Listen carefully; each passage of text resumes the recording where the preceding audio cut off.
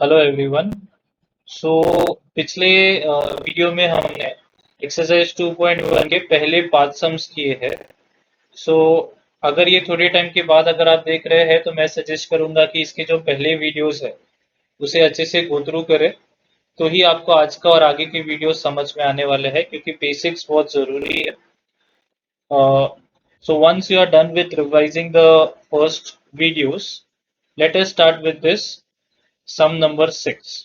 अब सम नंबर 6 में उन्होंने ये पूछा है कि find all the trigonometric functions of angles in standard position whose terminal arm passes through point 3 minus। मतलब ये समझने को बहुत डिफिकल्ट है क्वेश्चन। तो मैं आपको एक डायग्राम के थ्रू समझाता हूँ। उन्होंने ऐसा बोला है कि एक ऐसे एंगल का ट्रिग्नोमेट्रिक रेशियो चाहिए जो 3 माइनस 4 से पास हो रहा है। तो अब ये 3 माइनस 4 जो पॉइंट है सिर्फ उसे प्लॉट कर दिया पहले। तो हमें पता है कि वो फोर्थ क्वाड्रेंट में आने वाला है क्योंकि x पॉजिटिव है और y नेगेटिव है, तो ऐसा तो फोर्थ क्वाड्रेंट में होता है। तो सबसे पहले मैंने डायग्राम बनाने के लिए ये जो पॉइंट है वो प्लॉट किया था। फिर मैंने क्या किया, ओरिजिन से ये पॉइंट को पास होते हुए एक लाइन बना दी। तो बेसिकली वो ये एंगल का बात कर रहा है। उनको ये एंगल का ट्रिग्नोमेट्रिक रेशियोज चाहिए।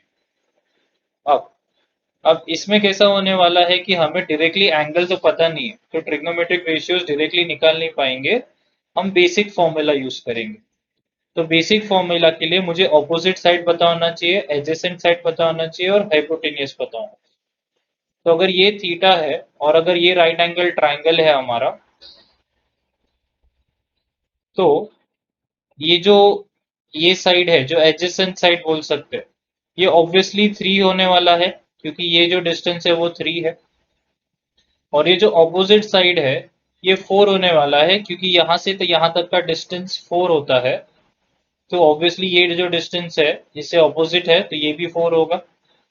तो वहां से ये ट्राइंगल का ऑपोजिट साइड जो है मुझे 4 मिल गया और एडजेसेंट साइड जो है मुझे 3 मिल गया। तो ऑब्वियसली पाइथागोरस थ्योरम लगा के हमें पता है कि हाइपोटेनियस जो है वो 5 होने वाला है।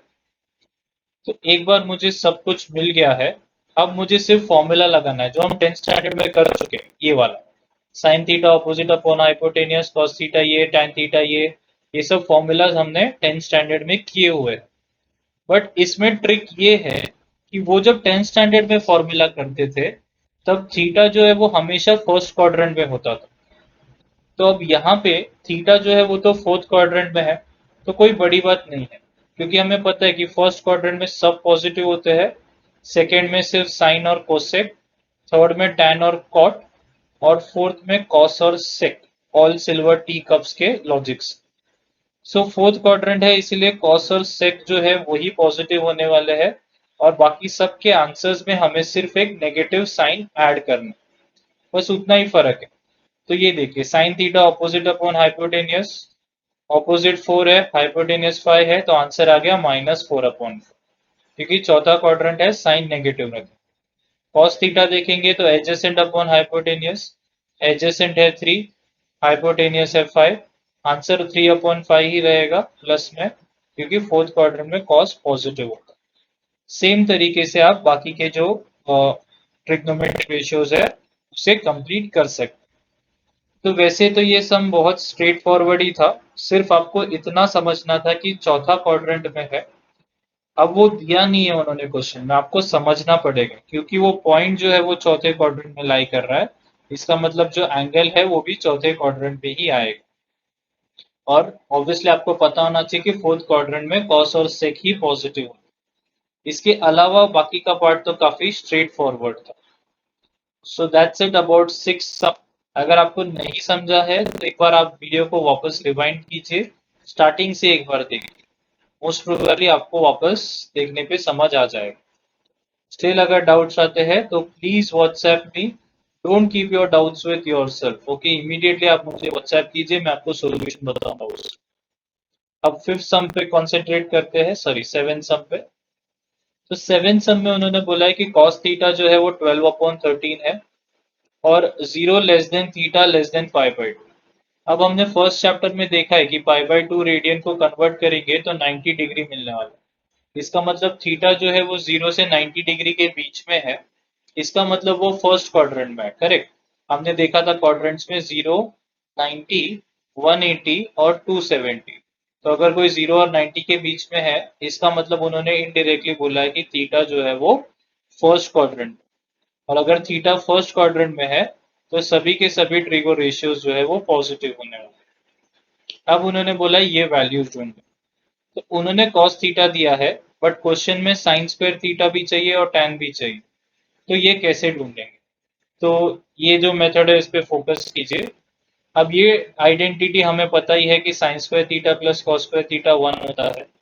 उसमें मैंने कॉस थीटा का वैल्यू पुट कर दिया, उसको स्क्वायर किया।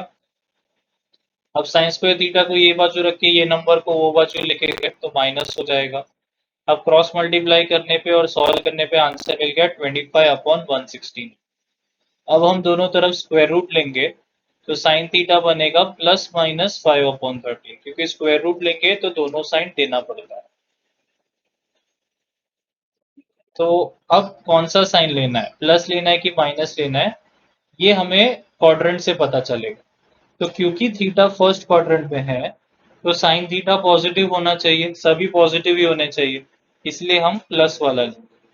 अगर गलती से थीटा जो है वो थर्ड क्वाड्रेंट में होता, तो हम आंसर में -5/13 लेते, क्योंकि थीटा थर्ड क्वाड्रेंट में है तो साइन थीटा जो है वो नेगेटिव होता है। तो फिलहाल तो वो फर्स्ट क्वाड्रेंट में, इसलिए हम प्लस वाला साइन लेंगे इसके साथ। तो अब हमें वैल्यू मिल गया 5/13। अब ये जो क्वेश्चन है जिसका वैल्यू हमें ढूंढना था, उसमें सिर्फ सब्सटीट्यूट कर देते हैं। तो साइन थीटा के जगह पे 5/13, कॉस थीटा के जगह पे 12/13। अब पहले इसका स्क्वायर किया तो 25/169, इसका स्क्वायर किया तो 144/169।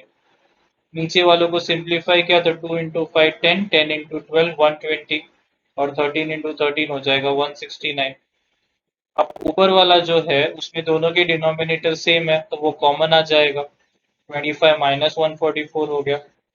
अब 25 - 144 करेंगे तो -119 मिलेगा, और ये 169 कट हो गया, तो नीचे सिर्फ 120 बचा। तो इसीलिए ये जो है वो आंसर है।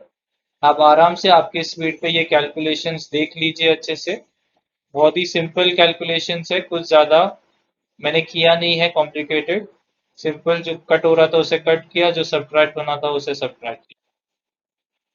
अब यही क्वेश्चन के दूसरे पार्ट में उनको 1/tan स्क्वायर थीटा चाहिए। तो उसके लिए मुझे tan थीटा पता होना चाहिए।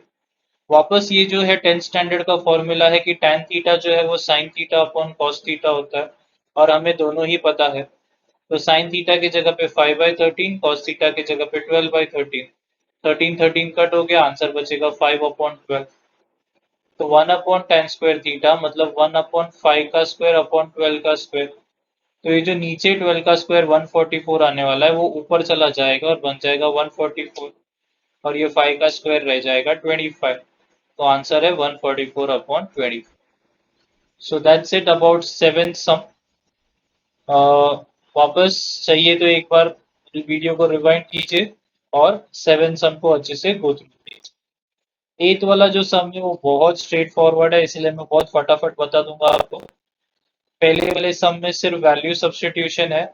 cot 45 के जगह पे 1, sec 60 के जगह पे 2, और वो स्क्वायर हुआ है इसलिए 2 का स्क्वायर। sin 30 के जगह पे हाफ। 4 इंटू 1 4, 2 का स्क्वायर 4, 4 - 4 हो जाएगा 0, और ये जो हाफ बचा था वही अपना आंसर है।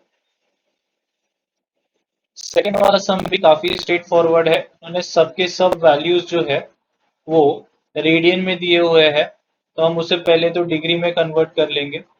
तो 0 का 0, 5/6 को कन्वर्ट करेंगे तो 30 डिग्री, 5/3 को कन्वर्ट करेंगे तो 60 डिग्री, 5/2 को कन्वर्ट करेंगे तो 90 डिग्री।